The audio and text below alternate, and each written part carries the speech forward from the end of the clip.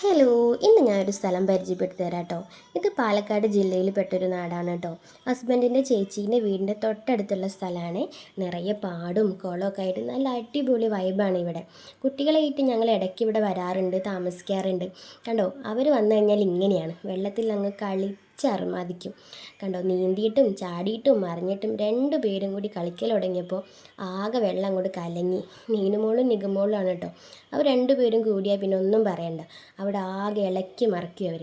ഇതുപോലെ കുട്ടിക്കാലത്ത് ഇങ്ങനെ കളിച്ച് ഇതൊക്കെ മിസ്സ് ചെയ്യുന്ന ആൾക്കാരുണ്ടെങ്കിൽ ഒന്ന് കമൻറ്റ് ചെയ്യൂ കേട്ടോ.